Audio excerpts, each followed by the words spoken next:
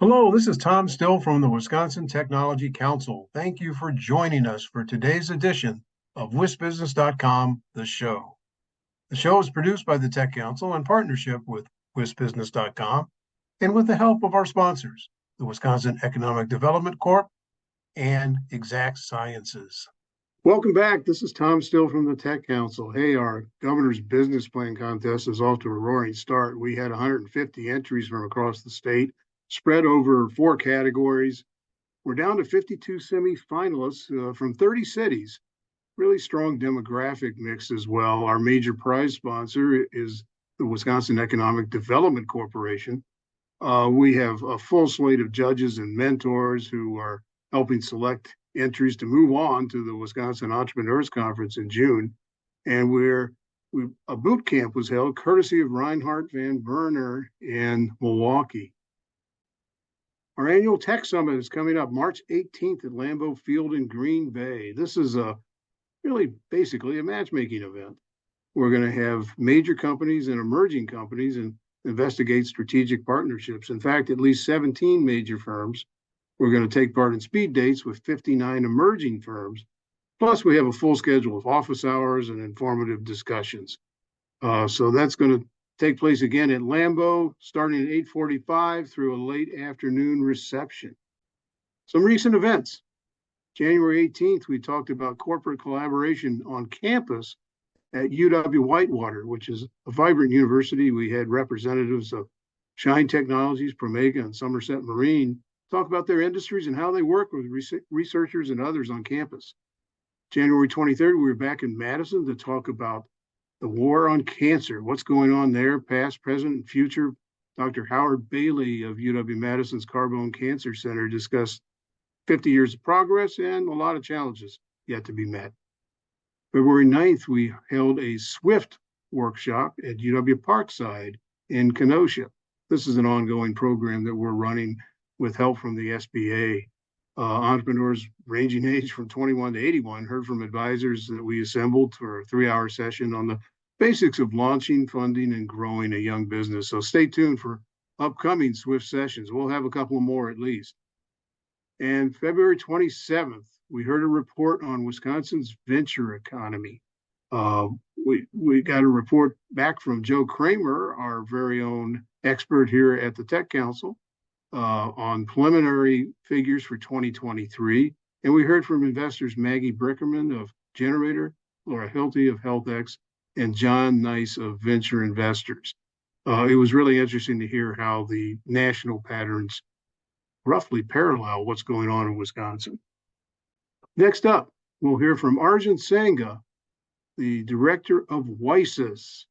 Welcome back to WisBusiness.com, the show. I'm here today with Arjun Sanga.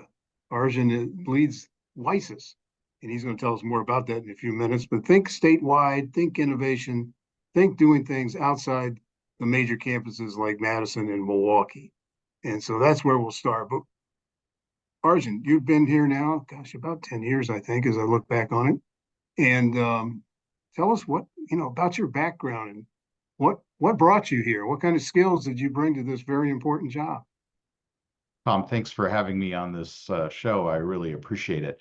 That's a really good question. I came from Texas 10 years ago, as you said, and I'm a patent attorney by training. I've been in higher ed for over 28 years. When I was in Texas, I was the vice chancellor for the University of Texas System in Research and Technology Transfer. And at that time, I met Carl Gabranson, the director of WARF, and made a good connection with him. And actually, throughout my career, I've had connections with WARF. And when this position opened up at WiSys, he invited me to apply. And I was very taken by the unique model that Wisconsin has in providing these services to the universities of Wisconsin, as well as to Wisconsin itself. Oh, excellent. Well, the late Carl could have been very persuasive, I can imagine. Mm-hmm. So tell us a little more. What is WiSys? And you've touched on that already, but why was it created in the first place? And what are some of your basic services statewide? Thank you. That's a good question. So today, WiSys has a vision of a collaborative culture of innovation that exists among the universities of Wisconsin to solve major challenges, contribute to a creative workforce, and add value to Wisconsin's economy and beyond. And we have a specific mission today of supporting the universities of Wisconsin faculty, staff, students, and alumni to innovate for impact. So WiSys was one of only 44 recipients nationwide of a Type 1 Regional Innovation Engine grant from the National Science Foundation. And you've built an organization around it now. What are the few things that you and your partners are doing now to prepare for a possible Type 2 grant, which would come with some significant dollars for the state of Wisconsin?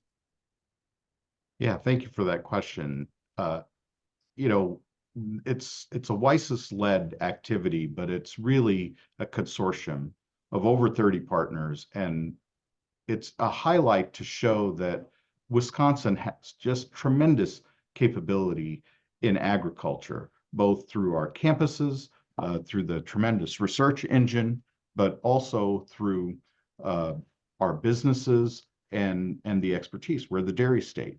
So what have we been doing lately? We've been engaging people and programs across Wisconsin to better understand where we align in sustainable agriculture so that we can figure out what should be the focus for our engine as we apply for the Type 2 engine. Thank you very much. And indeed, with sustainable agriculture, there's so many tools in Wisconsin, historic and ever evolving, that could really help lead us to that Type 2. So thank you for joining us, Arjun. Thank you. Thanks again to our sponsors, the Wisconsin Economic Development Corporation and Exact Sciences. We'll see you next time.